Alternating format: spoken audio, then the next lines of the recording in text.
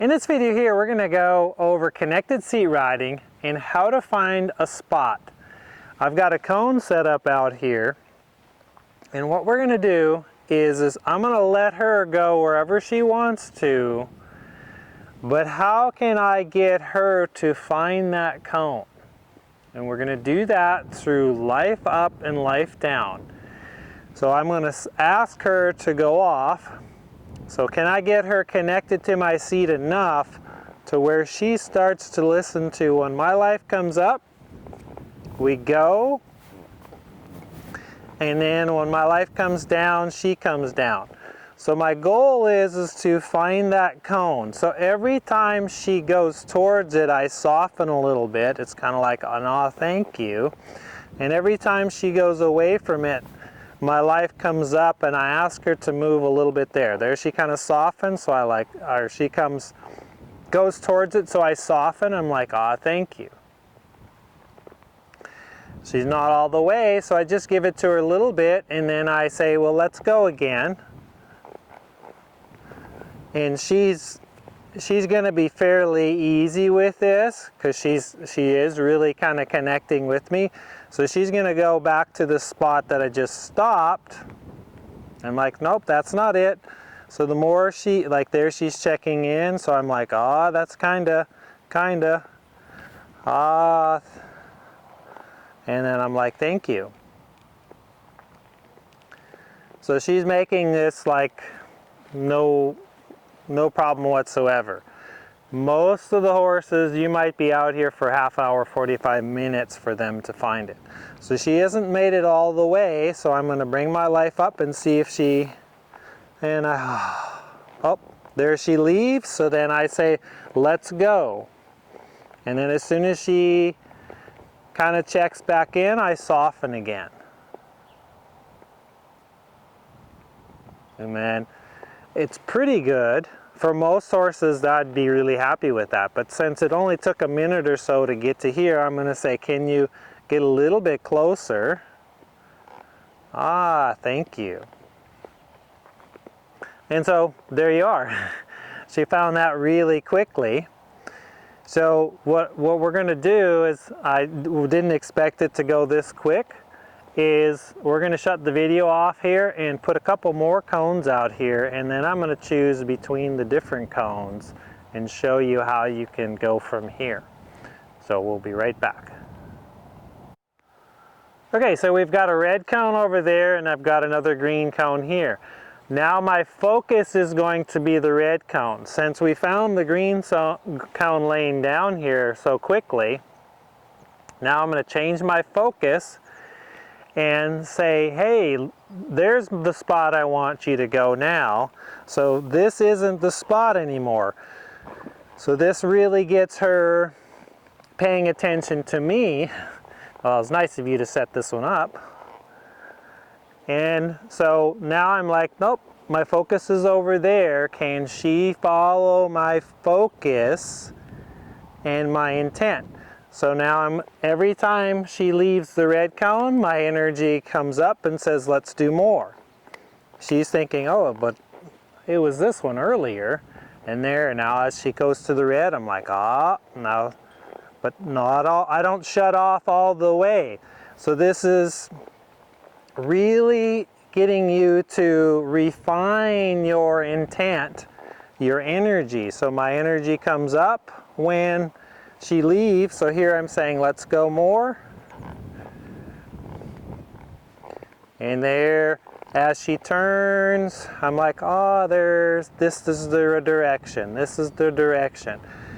And there she turns, and I'm, oh, let's go faster. Let's do more. And there she kind of softens, I soften as she's going towards it.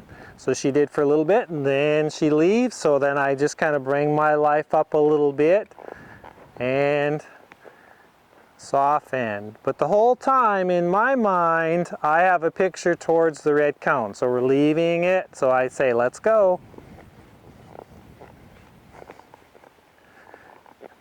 And then I have a picture of the red, and oh, let's keep going. So I activate her to say, let's do more. So it's the idea of pressure and release. When she's going towards it, I soften a little bit, but not all the way there, because you're not at the red cone. Or if I would have softened too much there and let her have it, she would have thought it was that green cone again.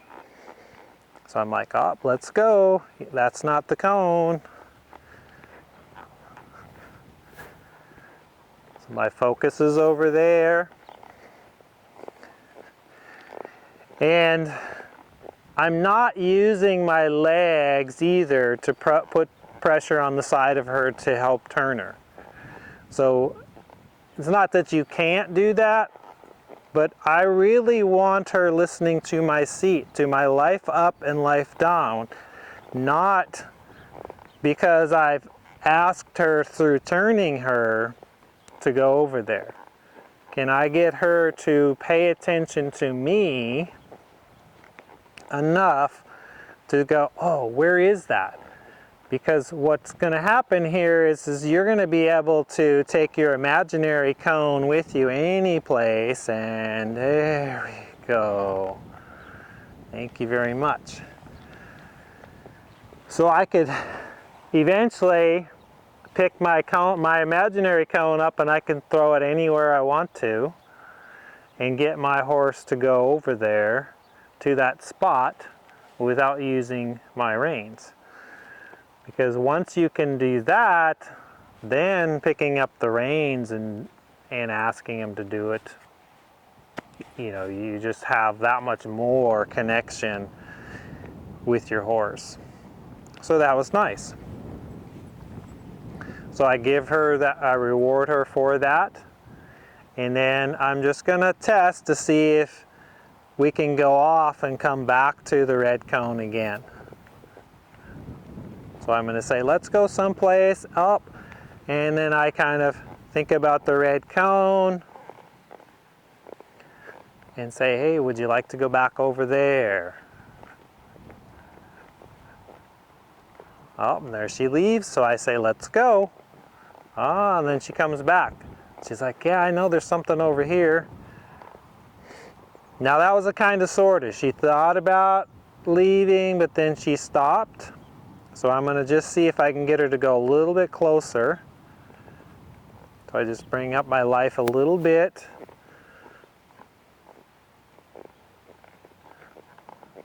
And she's thinking about it. She's trying to go, what is it?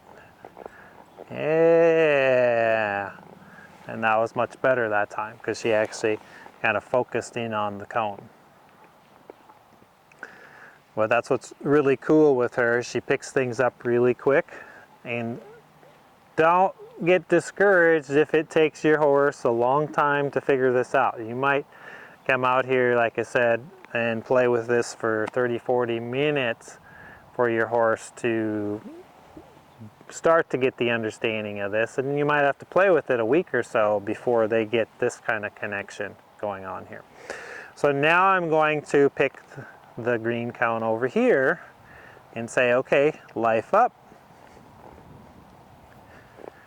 And my focus now is over there on the green cone over there. So now I'm going to say the red cone's not it anymore. So I put life up, a little pressure on her, and then when she goes towards the green, I'm like, ah, that's it, but don't stop here. And then if she leaves it, then I put it up.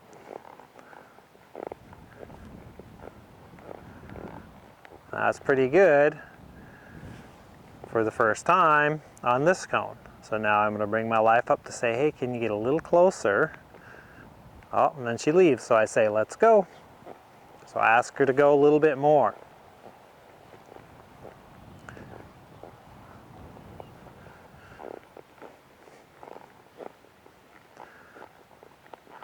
So to tell you the truth, this is the easiest I've ever had a horse do this. So you're getting to see how the easiest this is. And we'll have to at some point play with another horse here to show you that, you know, usually it doesn't go quite this easy. But this is fun. I really like that she's hearing my thoughts, and my thoughts are conveyed through my body language. So she leaves and I'm like, let's go, let's go. And I'm actually going to pick it up and do it at a trot here.